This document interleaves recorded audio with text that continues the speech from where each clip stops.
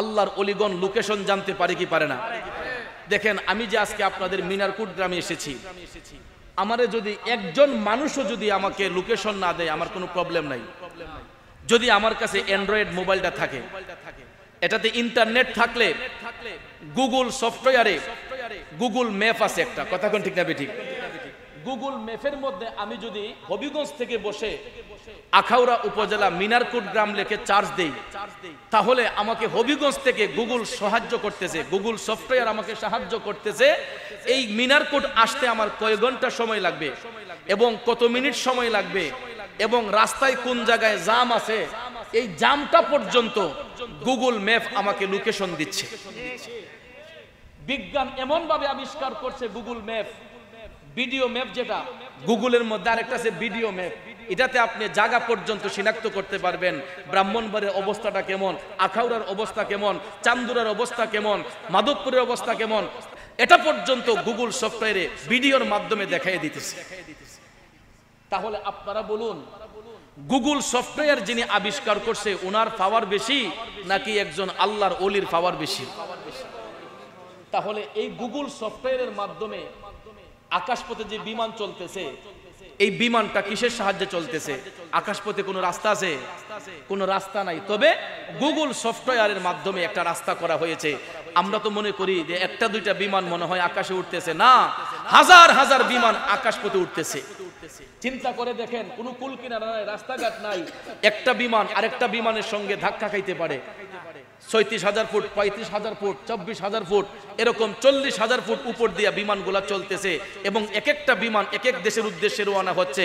যদি খোদাই না করুক দুইটা বিমানে ধাক্কা লাগে, যেই কোনো মুহূর্তে অ্যাক্সিডেন্ট হলে একটা মানুষও বাঁচার সম্ভাবনা নেই। কিন্তু ভাইয়ার আমার, এতগুলা শত শত বিমান আকাশপথে উঠতেছে, এগুলাকে নিয়ন্ত্রণ করতেছে এই গুগল সফটওয়্যার। বড় বড় মহাসাগরে বড় বড় জাহাজ স্টিমার চলতেছে, এগুলা কিসের সাহায্যে চলতেছে?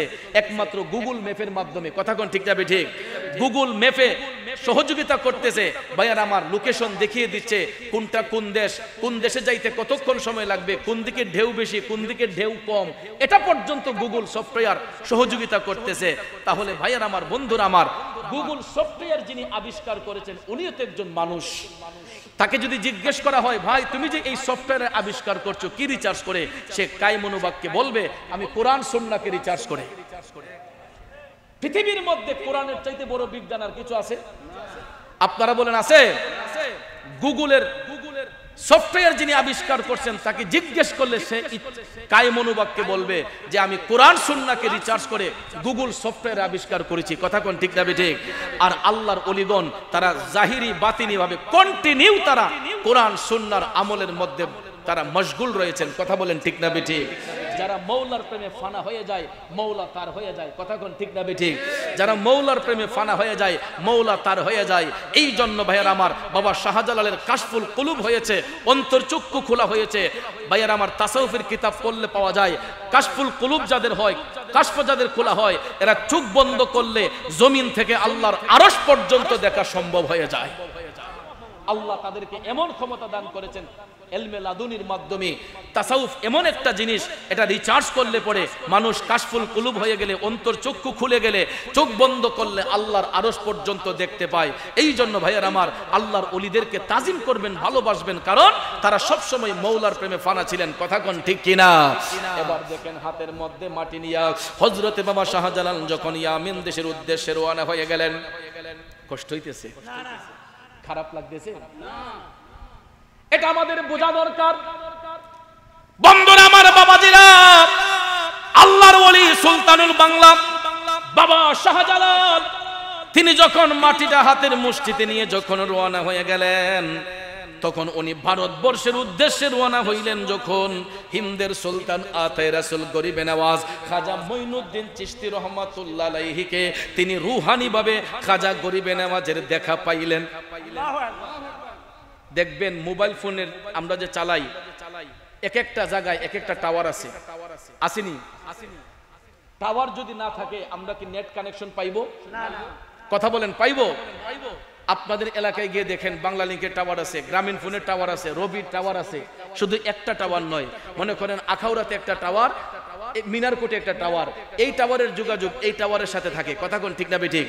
যদি যোগাযোগ না থাকে তাহলে ফ্রিকোয়েন্সি পাওয়া যাবে না, নেট পাওয়া যাবে না। নেট পাইতে গেলে আমাদেরকে টাওয়ারগুলো ফলো করতে হবে, আর আমাদেরকে মোবাইলের মধ্যে এমবি ঢুকাইতে হবে, সিম লাগবে, কার্ড লাগবে, মোবাইল লাগবে, সবকিছু লাগবে। কথা কোন ঠিক না বেঠিক? তো ভাইয়ারা আমার, বন্ধুরা আমার, আল্লাহর ওলিগণ তারা যে লোকেশন পান, তারা রুহানি ভাবে এক একটা জায়গায় এক একটা আল্লাহর ওলি আমার আল্লাহ নিয়োজিত করে রাখছে, যারা আসমানের পিলার। এই যে আমরা সামিয়ানাটা দিলাম এখানে, এটা কি বাঁশ ছাড়া টিকে আছে? বলেন, এই সামিয়ানাটা দিতে গিয়া, প্যান্ডেলটা করতে গিয়া কতগুলা বাঁশ প্রয়োজন হয়েছে, কতগুলা খুঁটি নির্মাণ করতে হয়েছে, এরপরে গিয়া সামিয়ানা গুলাকে সুন্দর করে দিতে পারছি। কথা বলেন ঠিক কিনা? তো আপনারা তো দেখতেছেন আসমানটা শূন্য জ্বলে আছে, আসমানের কোনো পিলার নাই। তবে একটা কথা শুনে রাখুন, আসমানেরও খুঁটি আছে, আসমানেরও পালা আছে। এটা হয়তো আমরা চর্ম চোখ দিয়ে দেখি না, যাদের কাশফুল কুলুব হয় তারা ঠিকই দেখতে পায়। আসমানের পালা হচ্ছেন জমিনে আল্লাহর নেককার সালেহীন বান্দারা, আল্লাহর নেককার সালেহীন বান্দারা, এরা হচ্ছে আসমানের খুঁটি। যদি এই জমিনের মধ্যে আল্লাহর ওলিগণ না থাকতেন, নবী রাসূলগণ আরাম না করতেন, আমরা যে পাপ করি, যে অপরাধ করি, আমরা যে জুলুম নির্যাতন করি, আমাদের পাপের কারণে এই জমিনটা কবি ধ্বংস হয়ে যাইত। একমাত্র এই জমিনে আল্লাহর ওলিগণের বিচরণ আছে বিদায়, নেককার সালেহীন বান্দাগণ আছে বিদায় আল্লাহ তাআলা আমাদেরকে এখন পর্যন্ত সুস্থ সাবলীল রেখেছেন। আর না হলে আমরা যেই জুলুম, যেই নির্যাতন, যেই অপরাধ করতেছি, আমাদের পাপের কারণে জমিনটা কবি ধ্বংস হয়ে যেত। কথা বলেন ঠিক না ঠিক? একবার নিজের বিবেককে প্রশ্ন করুন, সকাল থেকে এই পর্যন্ত আমরা কয়টা ভালো কাজ করছি, কয়টা মন্দ কাজ করছি? বিবেক হচ্ছে সর্বোচ্চ আদালত। বিবেককে প্রশ্ন করুন, সকাল থেকে পর্যন্ত কয়টা ভালো কাজ করছি, কয়টা মন্দ কাজ করছি। হিসাব করলে দেখা যাবে 100 ভাগের 90 ভাগই আমরা খারাপ কাজ করছি, 10টা কাজ ভালো করছি কিনা এও সন্দেহ আছে। এরপর আমার আল্লাহর নাম রহমান, আমার আল্লাহর নাম রাহিম, আমার আল্লাহর নাম গাফফার। আমরা 99টা অপরাধ কইরাও যখন একবার আল্লাহরে আল্লাহ কইয়া ডাক মারি, ওই 99টা অপরাধকে আমার আল্লাহ একবার আল্লাহ কইয়া ডাকার কারণে ঢাইকা রাখছে। এই জন্য ভাইয়ার আমার, বন্ধুরা আমার, সব সময় ইত্তাকুল্লাহ, আল্লাহকে ভয় করতে হবে। আল্লাহর ওলি যারা ছিলেন তারা সব সময় আল্লাহকে ভয় করেছেন। এরা দুনিয়ার কোনো ব্যক্তিকে ভয় করে নাই, এরা দুনিয়ার কোনো বাঘ ভল্লুককে ভয় করে নাই।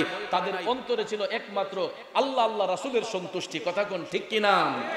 আমার যুবক বন্ধুরা, বাবা শাহজালাল যখন ইয়ামেন দেশ থেকে ভারতবর্ষের উদ্দেশ্যে রওনা হইলেন, হিন্দুস্তানের মধ্যে একটা টাওয়ার ছিল, এটা হচ্ছে আতায়ে রাসূল গরিবে নওয়াজ খাজা মঈনুদ্দিন চিশতি রাহমাতুল্লাহ আলাইহি। উনি যখন সেখান থেকে লোকেশন দেখিয়ে দিচ্ছেন, শাহজালাল বাবা রওনা হইয়া যাইতে যাইতে যাইতে এক একটা জায়গায় এক একটা কারামত দেখিয়ে, এক একটা জায়গায় এক একটা কারামত দেখিয়ে, কাফেলার মধ্যে এক একজন করে সফর সঙ্গী বানাইয়া ভারতবর্ষ আসা পর্যন্ত ওই কাফেলাতে লোক হয়ে গেছে 360 জন। আরো জোরে কন্যা সুবহানাল্লাহ। 360 জনের কাফেলা হয়েছে ভারতবর্ষ আসা পর্যন্ত। হিন্দের সুলতান খাজা গরিবে নওয়াজ বাবা শাহজালালকে রিসিভ করলেন। রিসিভ করার পরে তিনি বলতেছেন, শাহজালাল, এখানকার অত্যাচারী রাজা পৃথ্বীরাজকে পরাজিত করার জন্য আমি মঈনুদ্দিনই যথেষ্ট। আপনি এখানে থাকতে হবে না, এবং হাতের মাটির মিলও পাওয়া যাচ্ছে না। খাজা গরিবে নওয়াজ বলতেছেন, শাহজালাল, আপনি একটা কাজ করেন, আপনি শ্রীহট্ট অভিমুখে রওনা হয়ে যান। সেখানে একজন মুসলমান খুব কষ্টে দিন কাটাচ্ছে। বাংলাদেশে সিলেটের সর্বপ্রথম মুসলমান ছিলেন সৈয়দ বুরহানুদ্দিন রহমাতুল্লাহ আলাইহি। চিরে জুড়ে জুড়ে কন্যা সুবহানাল্লাহ। ইসলামটা এত সহজে আসে নাই, অনেক ত্যাগ তিতিক্ষার মাধ্যমে এই দেশে ইসলাম কায়েম হয়েছে রে বাজান। বুরহানুদ্দিন রহমাতুল্লাহ আলাইহি এমন একজন ব্যক্তি, জিনার চোখের সামনে উনার 6 বছরের একটা শিশু সন্তান, যার নাম ছিল 6 মাসের একটা শিশু সন্তান, যার নাম ছিল শিশু গুলজারে আলম রহমাতুল্লাহ আলাইহি। বন্ধুরে, সন্তানের আকিকা করার জন্য তিনি একটা গরু কুরবানি করেছিলেন দেওয়ালের ভিতরে। কুরবানি করার পরে গোশত রান্না হলো, খাবারের পরে একটা গোশতের হাড্ডি রাজা গোরগোবিন্দের দেয়ালের সামনে যখন পড়ল, ওই হাড্ডিটাকে অনুমান করে রাজা গোরগোবিন্দ কয়, এটা বুরহানুদ্দিন ছাড়া কেউ করতে পারে না, সেই একমাত্র মুসলমান তার বাড়িতে হয়তো গরু জবাই করেছে, এই জন্য গরুর হাড্ডি আমার বাড়ির দেয়ালে না কাকে ফালাইছে। বাজান আমার বন্ধুরা আমার, এই হাড্ডিকে অনুমান কইরা সেনাপতি পাঠাইয়া, রাজা অত্যাচারী গরু গোবিন্দ সেনাপতি পাঠাইয়া বুরহানুদ্দিন এবং ওনার কলিজার টুকরা সন্তান শিশু গুলজারে আলমকে তার রাজপ্রাসাদের মধ্যে আইনা কয়, হে বুরহানুদ্দিন, তোমার এত বড় স্পর্ধা, আমি গরু গোবিন্দের এলাকার মধ্যে তুমি গরু জবাই করেছ। তিনি বলছেন, আমি একটা সুন্নত আদায় করেছি, আকিকা করেছি, পশু জবাই করে। কয়, এখন তোমার সামনে তোমার সন্তানকে জবাই করব।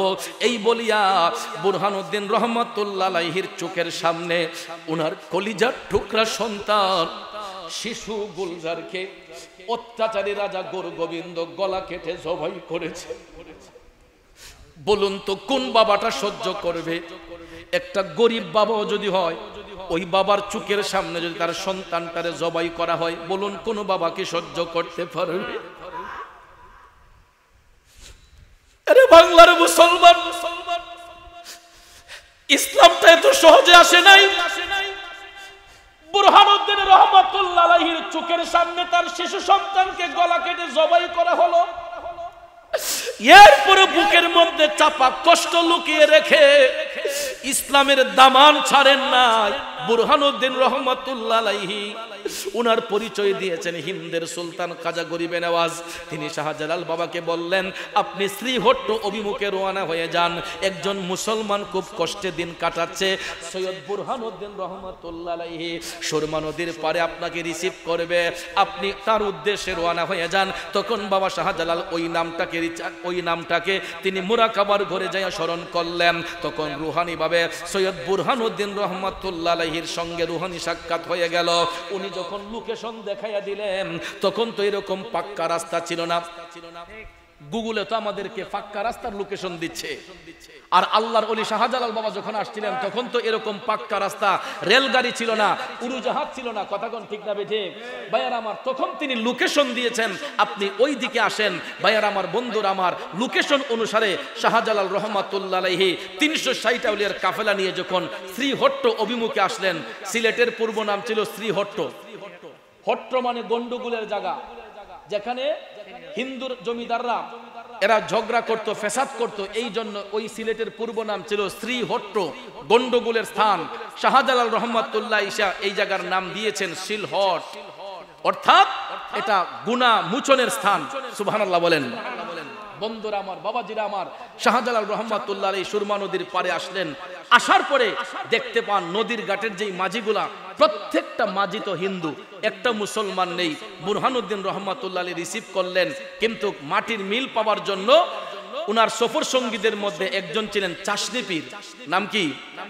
চাশনি পীর। উনার মাজার শরীফটা আপনারা সিলেটে যদি যান, পাঠানটুলি রাস্তা দিয়ে যাবেন, পাঠানটুলি দিয়ে ঢুইকা মাজার শরীফ, শাহজালাল বাবার মাজার থেকে পাঠানটুলির দিকে রওনা হইয়া 1 কিলোমিটার সামনে গিয়ে হাতের বাম দিকে একটা চিপা গলি গেছে, বা কাউকে জিজ্ঞেস করবেন যে চাশনি পীরের মাজারটা কোন দিকে যাব, আপনাকে দেখিয়ে দিবে, যে কেউ দেখিয়ে দিবে সিলেটের। চাশনি পীর নামটা কেন হলো? বাবা শাহজালালের হাতের মুঠোয় যে মাটিটা ছিল, ওই মাটিটা তিনি জিহ্বার মধ্যে লাগিয়েছিলেন, আর সুরমা নদীর পাড়ের মাটিটা জিহ্বাতে লাগিয়েছিলেন। লাগার পরে তিনি বলতেছেন, হুজুর মাটির মিল পেয়ে গেছি। আমরা কি ভুলে গেলাম শাহজালালের নাম, গৌর গোবিন্দ পালিয়ে গেল শুনে যার নাম। আমরা কি ভুলে গেলাম শাহজালালের নাম, ঠিক না বেঠিক? মাটির মিল যখন পাওয়া গেছে গো, মাটির মিল যখন পাওয়া গেছে, চাশনি পীর সয়েল টেস্ট করলেন, জিহ্বার মধ্যে মাটিটা লাগাইয়া, সুরমা নদীর পাড়ের মাটিটা লাগাইয়া তিনি চিৎকার মেরে বলতেছেন, হুজুর মাটির মিল পাওয়া গেছে, এখানে আমরা অবস্থান করতে হবে। শাহজালাল বললেন, তাইলে এখানে অবস্থান করো। বন্ধুরা আমার, বাবাজিরা, নদীর পাড়ে যখন অবস্থান করলেন, সেখানে নাই কোনো মসজিদ, নাই কোনো মাদ্রাসা, সুরমা নদীর পাড়ে অবস্থান করলেন। নদীর ঘাটের মাঝিগুলা যখন দেখতেছে মুসলিমদের বিরাট বড় একটা কাফেলা, নদীর ঘাটের কয়েকজন মাঝি রওনা হয়ে গেছে গৌর গোবিন্দকে সংবাদটা দেওয়ার জন্য যে মুসলিমদের একটা কাফেলা সুরমা নদীর পারে অবস্থান করেছে। একদিকে নদীর ঘাটের মাঝিগুলা ভাইয়ার আমার রাজা গৌর গোবিন্দকে সংবাদ দিতে গেল, অপর দিকে দেখা যায় আসরের ওয়াক্ত সন্নিকটে। কিসের ওয়াক্ত? আসরের ওয়াক্ত সন্নিকটে বুরহানুদ্দিন রহমাতুল্লাহ আলাইহি দেওয়ালের ভিতরে তিনি আস্তে আস্তে আজান দিতেন। এই প্রথম শাহজালাল বাবা আদেশ করলেন, বুরহানুদ্দিন এই নাসিরউদ্দিন ও আওলাদ রাসূল আপনার কণ্ঠে এখানে আজান দেন। নাই কোনো মসজিদ, নাই কোনো মাদ্রাসা, সুরমা নদীর পারে তাঁবুর মধ্যে অবস্থান করে শাহজালাল বাবা নির্দেশ দিলেন, ও আওলাদ রাসূল, ও সিপাহ সালার নাসিরউদ্দিন আপনার কণ্ঠে আজানের ধ্বনি দেন। সঙ্গে সঙ্গে আওলাদ রাসূল সিপাহ সালার সৈয়দ নাসিরউদ্দিন রহমাতুল্লাহ আলাইহি, সিপাহ সালার নামটা কি এমনি হইছে মিয়া? ইসলামের পক্ষে বীর মুজাহিদ ছিলেন তিনি। তিনি বুক ভরা সাহস নিয়ে, ঈমানি জজবা নিয়ে সুরমা নদীর পারে কিবলামুখী হয়ে দাঁড়িয়ে তিনি আজানের ধ্বনি দিচ্ছেন। আল্লাহু আকবার,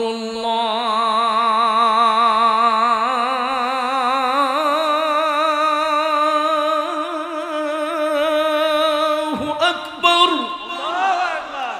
আল্লাহু আকবার,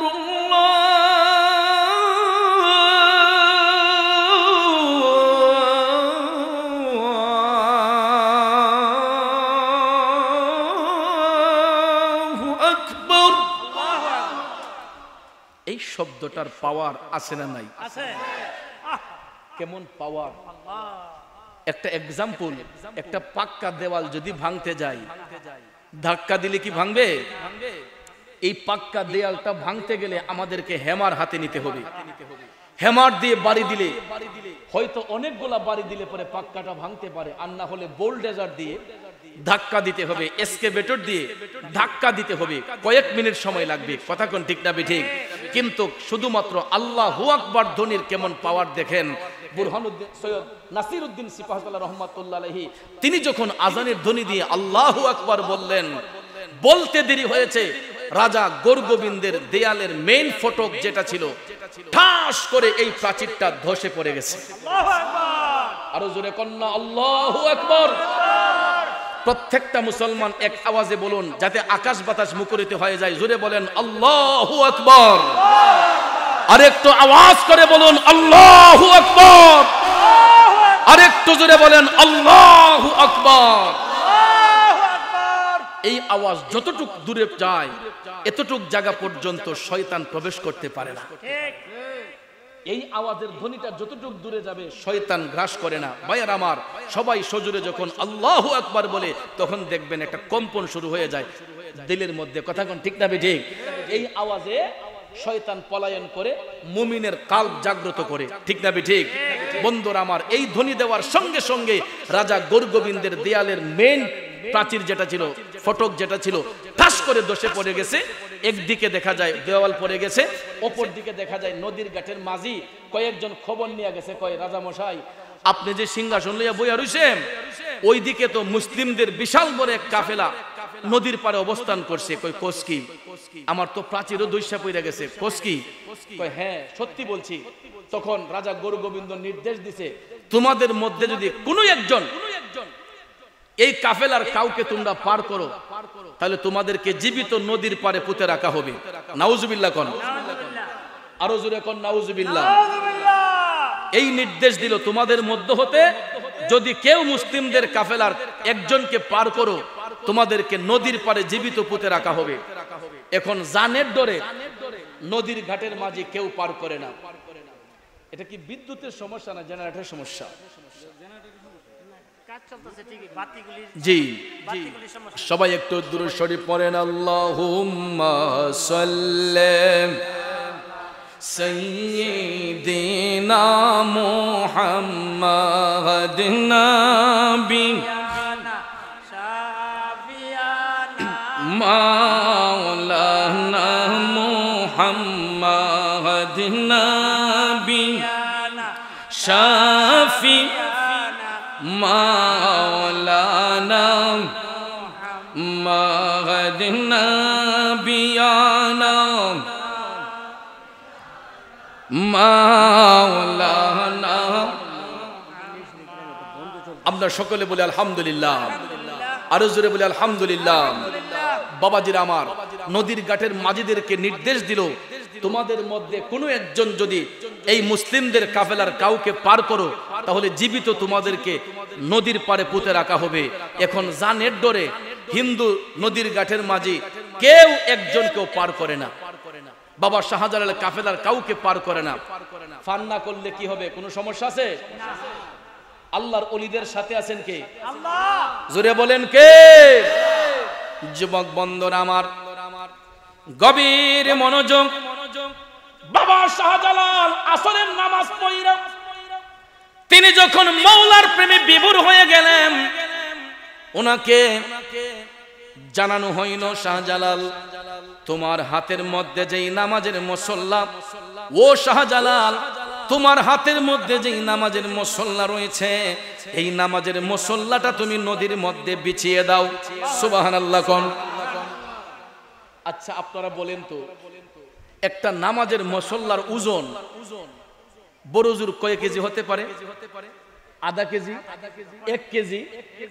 আমি ধরলাম আধা কেজিও না, 1 কেজিও না, ধরেন 5 কেজি হইতো না। তারপর আমি মাইনা নিলাম, ধইরা নিলাম একটা নামাজের মুসল্লার ওজন 5 কেজি হলো। 5 কেজি ওজনের, এই শুনেন, 5 কেজি ওজনের একটা নামাজের মুসল্লা যদি নদীর মধ্যে বিছানো হয়, একটা মানুষের ওজন 60, 70, 80 এর চাইতে বেশি হয়, ঠিক না ঠিক? 60, 70, 80 কেজি ওজনের একটা মানুষ যদি 5 কেজি ওজনের একটা মুসল্লার উপর দাঁড়ায়, তাইলে এটা কি ডুবার কথা না বাসার কথা? অবশ্যই এটা ডুবে যাওয়ার কথা। এখন আমার আল্লাহ যদি ইচ্ছা করে যে 60, 70, 80 কেজি ওজনের একটা মানুষের তোলার মতো পাতলা বানিয়ে দেই, আমার আল্লাহ পারে কি পারে না? এই ক্ষমতা আমার আল্লাহর আসেনি। আচ্ছা আল্লাহর ক্ষমতা পরে আগে মানুষের ক্ষমতাটা দেখেন। বিমান যে আসমান উড়ে, কি 1-2 জন লোক লিয়ে উড়ে? 400, 500, 1000, 2000 যাত্রী লিয়া, এক একজন যাত্রীর সাথে আবার 40 কেজি মাল থাকে, 35 কেজি মাল থাকে, থাকে না? শত শত টনের ওজন। তে বিমানের ওজনটা কি একবারে কম? ইডো তো আসমানে উড়া যায়, এটা কেমনে উড়ে রে আব্বা? আমি বাংলাদেশ বিমানের একজন ক্রুরে জিজ্ঞেস করছিলাম, আমি তো আল্লাহ পাক বহুবার আপনাদের দোয়ায় বিদেশ সফর করছি, বাংলাদেশ বিমানের একজন ক্রুরে জিজ্ঞেস করলাম বাংলা ভাষায়, উনি আমার পাশে বসছিল, বসার পরে আমার সিটটা পড়ছিল একদম একটু পিছনে। তা আমি জিজ্ঞেস করলাম যে এতগুলো যাত্রী লইয়া যে আপনারা আসমানদা উড়া মারেন, এটা কারণটা কি? হুজুর এটা তো আপনারা আমাদের চাইতে ভালো জানেন, যেহেতু আপনারা কোরআন হাদিস পড়েন। আমি বললাম তারপরে একটু বলেন না। তা আমারে বললো যে হুজুর আমরা মানুষরা যে চলি, এটাও একটা বাতাসের সাহায্যে চলি। কই বিমানটা এটা একটা শক্তিশালী জিনিস, এটা এমনিতে উড়ে না। কই বিমানের ভিতরে আপনাদেরকে আমরা সিট আসনে বসাইয়া কই ইডার মাঝে একটা অক্সিজেন ঢুকানো হয়, হাইড্রোজেন অক্সিজেন, যেটা বাতাসে উড়ে। তো এই অক্সিজেনটা এমন ভাবে বিমানে ঢুকানো হয় যাতে এটা শ্বাস নিঃশ্বাস নিতে কষ্ট না হয়। মানুষের পরিমাণে এরকম অক্সিজেন ঢুকানো হয়, ঢুকাইয়া বিমানটার একদম তুলার মতো পাতলা বানানো হয়। রেলগাড়ি যে চলতেছে 2টা চাক্কার উপরে, 2টা লাইনের উপরে, এটা কেমনে উড়ে? এটা কি চাক্কার উপরে ভর করে উড়ে? এটাও হাওয়ার উপরে বর্ষা করে চলতেছে। হাওয়াকে রিচার্জ করে যদি হাওয়া স্লিপ করে তখনই রেলগাড়ির দুর্ঘটনা ঘটে। এই যে এত ওজনদারি একটা রেলগাড়ি 2টা লাইনের উপর, চিকন 2টা লাইনের উপর দিয়ে 15টা 20টা বগি চইলা যায়। এটা কিভাবে যায়? চাক্কার উপর ভর করে নয়, এটা বাতাসের উপর ভর করে যায়। বাতাসে এই রেলগাড়িটার একদম তুলার মতো পাতলা করে ফেলে। এই জন্য রেলগাড়িটা 2টা লাইন দিয়ে চলতেছে।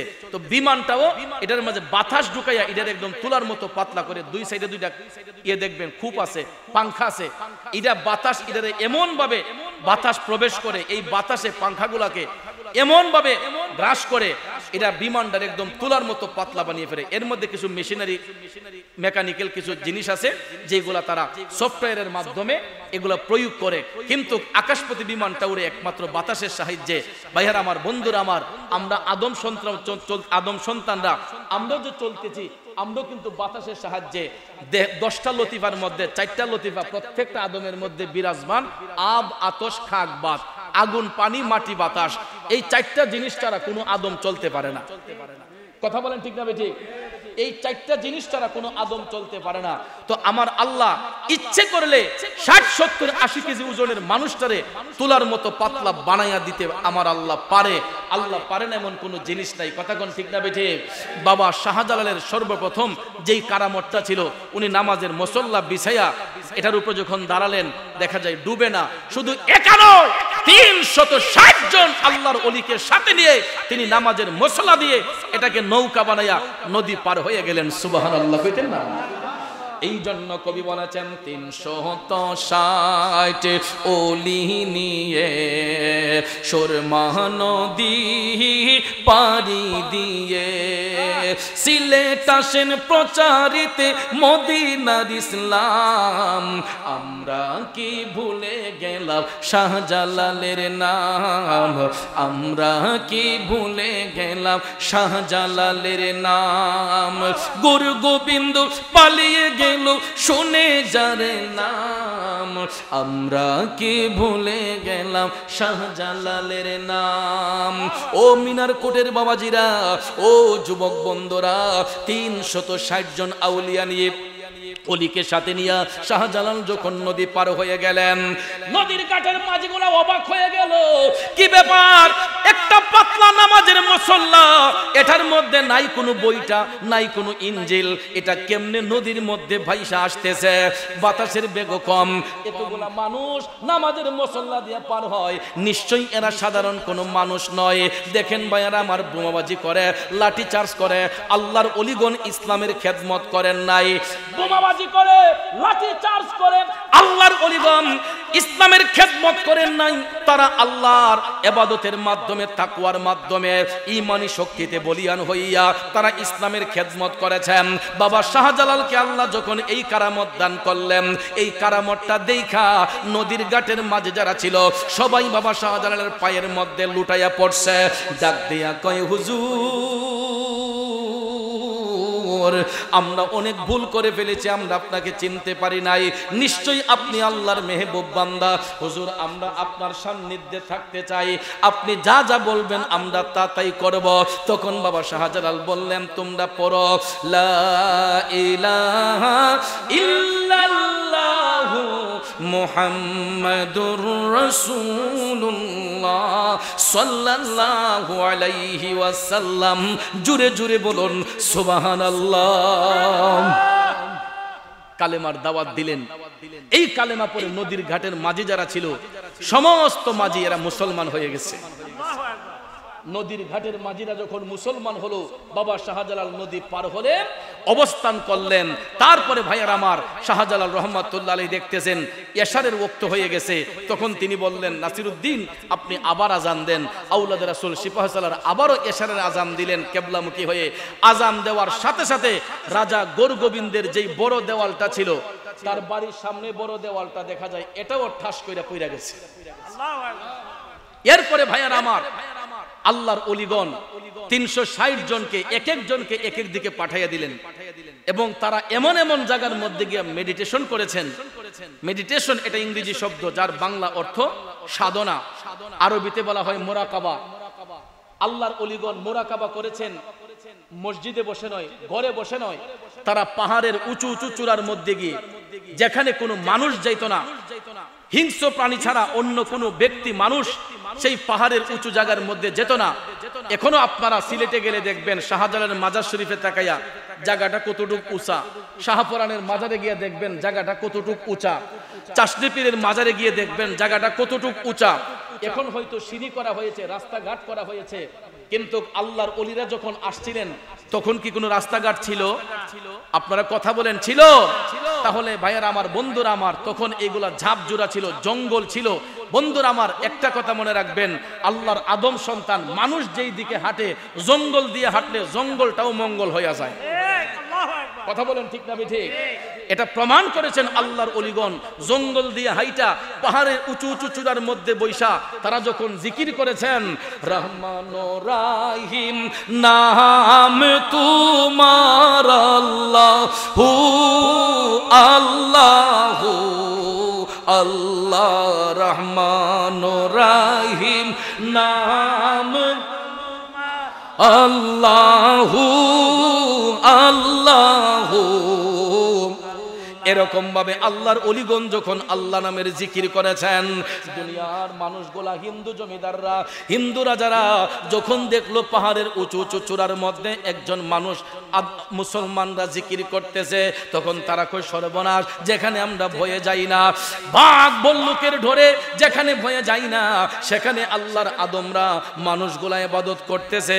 তখন ওই হিন্দু জমিদাররা বাবা শাহজালাল সহ 360 আউলিয়ার সান্নিধ্য যাইয়া এরা আস্তে আস্তে করে কালেমা পয়রা মুসলমান হইতে হইতে এমন ভাবে হইছে গো, এখন পর্যন্ত বাংলাদেশের মধ্যে 95% উপরে মুসলমান বাস করতেছে। কথা কোন ঠিক কিনা? বর্তমানেও বাংলাদেশে এখন 95% উপরে মুসলমান বসবাস করে। এরই মধ্যে 5% বিজাতি, হিন্দু, বৌদ্ধ, খ্রিস্টান, নাগরি, বিভিন্ন জাতের লোক আমাদের দেশে আছে না নাই? আমরা মুসলমানরা হিন্দুদের কাছে নিরাপদ ছিলাম না, হিন্দু রাজাদের কাছে আমরা মুসলমানরা নিরাপদ ছিলাম না, কিন্তু দেখেন আমরা মুসলিমদের কাছে হিন্দু ভাইরা কেমন নিরাপদ।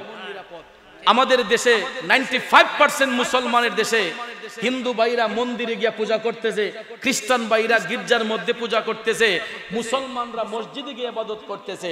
এই স্বাধীন সোনার বাংলায় আমরা সার্বভৌমত্ব রক্ষা